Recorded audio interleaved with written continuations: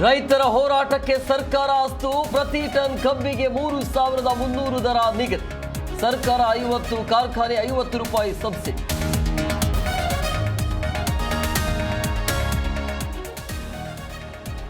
CM ನಿರ್ಧಾರಕ್ಕೆ ಬೆಳೆಗಾರ ಸಂತಸ.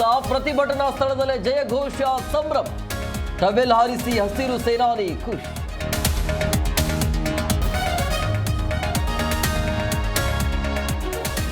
ಆಗ ಎಫ್ಆರ್ಪಿ ದರಕ್ಕೆ ಒಪ್ಪಿಗೆ, ಈಗೇಕೆ ತಗಾದೆ? ಡಿಸಿ ಜೊತೆ ಒಪ್ಪಂದದಂತೆ ನಡೆದುಕೊಳ್ತಿಲ್ಲ.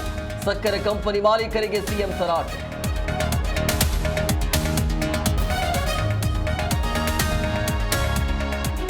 ಹತ್ತರಗಿ ಟೋಲ್ ಬಳಿ ರೈತರ ಕಲ್ಲು ತೂರಾಟ.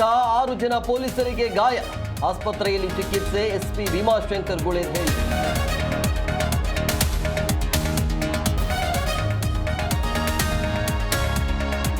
ಮಹಿಳೆ ಮೇಲೆ ಕುಸಿದು ಬಿದ್ದ ಮೇಲ್ಛಾವಣಿ. ಸರ್ಕಾರಿ ಆಸ್ಪತ್ರೆಯಲ್ಲಿ ಚಿಕಿತ್ಸೆ ವೇಳೆ ಅವಘಡ.